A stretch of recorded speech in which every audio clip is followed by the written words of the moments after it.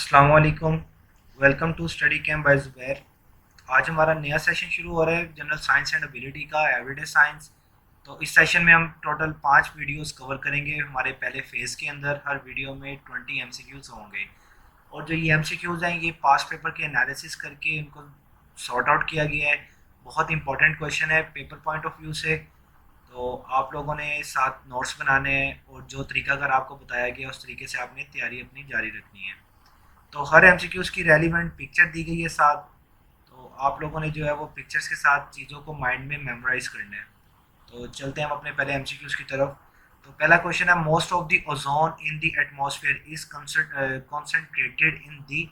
तो जो ओजोन हमारी है वो किस एटमॉस्फेयर की लेयर के अंदर सबसे ज़्यादा कॉन्सेंट्रेटेड है? तो वो है स्ट्रेटोस्फेयर के अंदर। अब हमारी टोटल जो एटमॉस्फेयर की लेयर्स हैं वो टोटल हमारी 5 हैं, जिसमें सबसे क्लोज जो अर्थ की है वो है ट्रोपोस्फेयर। सेकंड नंबर पे आती है स्ट्रेटोस्फेयर, थर्ड नंबर पे मेसोस्फेयर, फोर्थ नंबर पे थर्मोस्फेयर, और फिफ्थ नंबर पे जो सबसे एंड पे है वो एक्सोस्फेयर है। तो अगर MCQs आता है कि अर्थ के सबसे करीब कौन सी स्फेयर है तो वो ट्रोपोस्फेयर है, और अगर सबसे लास्ट पे कौन सी है तो वो एक्सोस्फेयर है। ये दी गई पिक्चर के अंदर इनका किलोमीटर भी जो है वो डिस्टेंस दिया गया है। अगला क्वेश्चन है, the most important stimulant in the tea leaves. तो टी लीव्स जो हम चाय पीते हैं इसके अंदर सबसे ज़्यादा स्टिमुलेंट जो इम्पोर्टेंट है वो क्या है? वो कैफीन है। Which part of the camera is an analogue to the retina in the human eye. तो कैमरे का कौन सा हिस्सा है जो हमारी इंसानी आँख के रेटिना कह लें कि वो है? तो वो है हमारी फिल्म। कैमरे के अंदर जो फिल्म होती है वो हमारी रेलिवेंट है हमारी इंसानी आँख के रेटिना के साथ। Dolly is the name of the. तो डॉली किसका नेम है? ये फर्स्ट क्लॉन शिप का नेम है Dolly. When the person enter a dark room from bright light, he is not able to see clearly for a little while because of।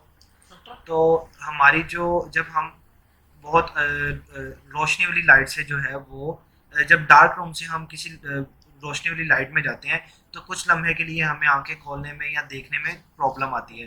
तो वो basically क्यों होती है? वो होती है हमारी iris is unable to dilate the pupil immediately.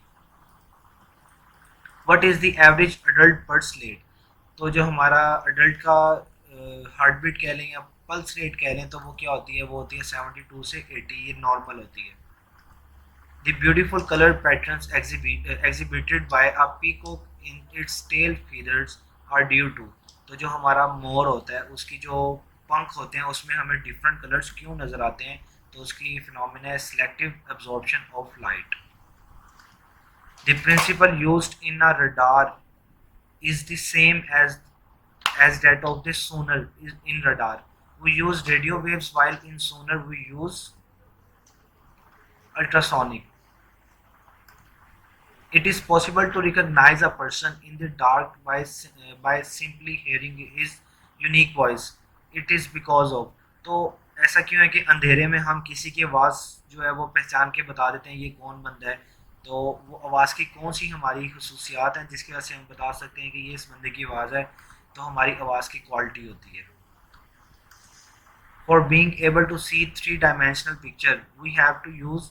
जो हमारी जो पिक्चर्स होती हैं थ्री डायमेंशनल, जो पिक्चर में दिखाई भी गई है ये एक बेसिकली ड्राइंग है, लेकिन हमें ऐसा लग रहा है कि ये जो हर्ट बना हुआ है ये इन डेप्थ है, इसके अंदर डेप्थ भी है, लेकिन ऐसा नहीं है। इस पिक्चर को बोलते हैं three dimensional.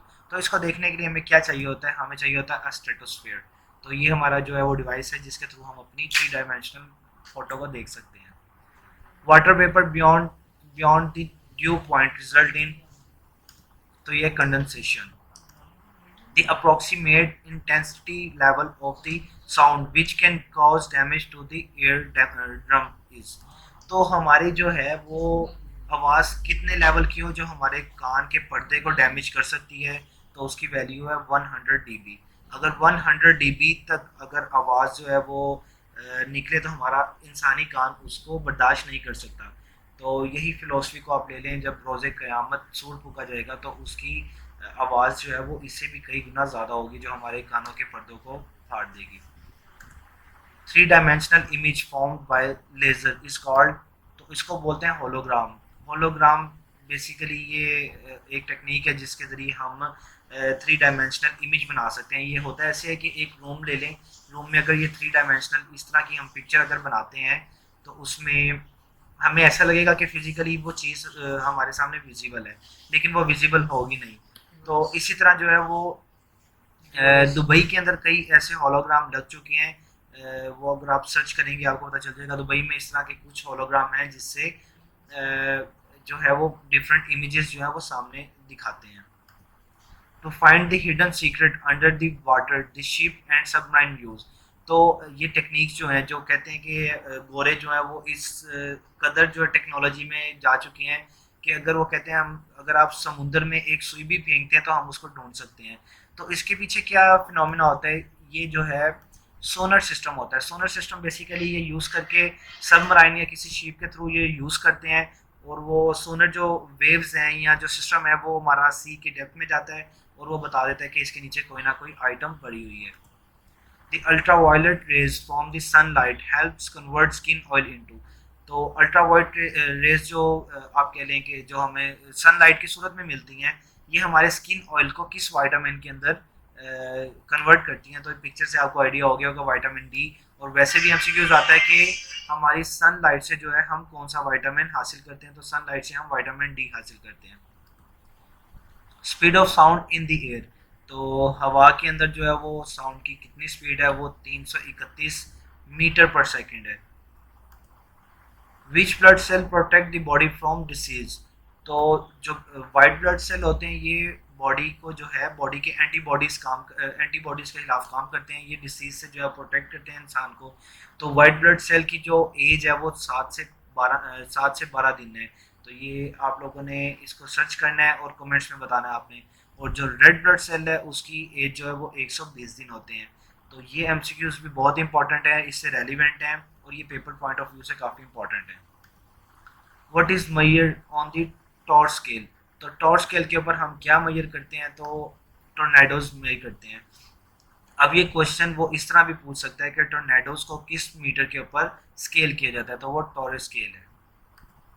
Fear of heights is called, ये basically general science and ability का क्वेश्चन भी है, और ये इंग्लिश का जो है वो एक वन वर्ड सब्स्टिट्यूशन भी है।